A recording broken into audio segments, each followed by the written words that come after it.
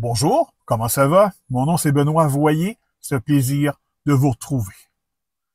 Jean-Guy Dubuc a longtemps été éditorialiste à la presse et dans divers journaux du groupe de presse de Power Corporation, le groupe GESCA. Il est avant tout prêtre catholique. Avant d'œuvrer dans l'univers des médias, il a enseigné la théologie dans une université.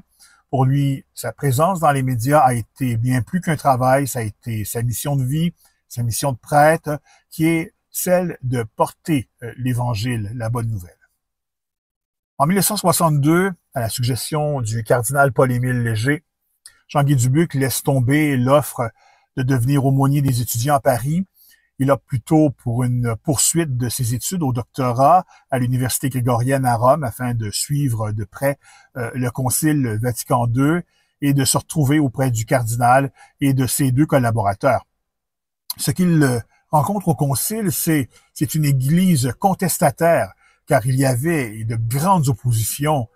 Les positions du cardinal Léger et du cardinal Wojtyla, le futur pape Jean-Paul II, n'allaient vraiment pas dans le même sens, dans la même direction, surtout sur la notion même d'église.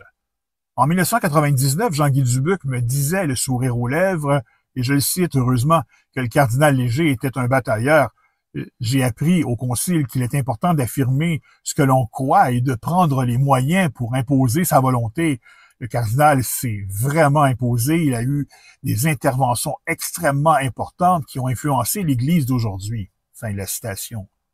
Au Concile, l'ouverture de l'Église sur le monde était la préoccupation d'un certain nombre d'évêques et de théologiens, et c'était loin d'être l'opinion de plusieurs autres qui étaient encore liés à une Église extrêmement hiérarchique et extrêmement romaine, liée au dicastère romain.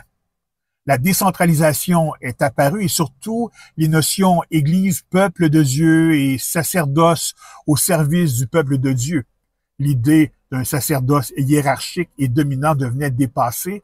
C'est là que Jean-Guy Dubuc s'est formé à l'idée que sa vie trouve un sens dans le service.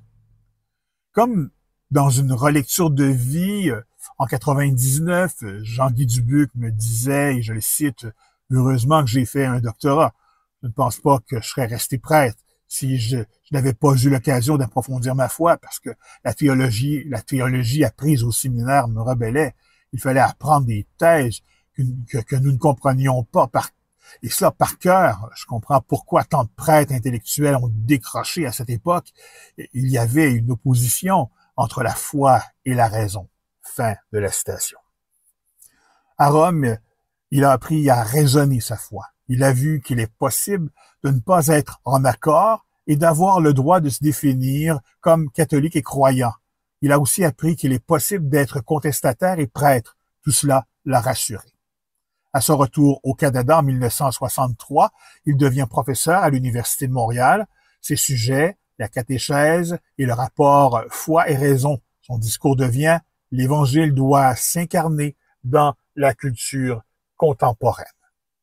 Je vous invite à visiter mon blog, tapez le www.benoitvoyerenliberté.blogspot.com.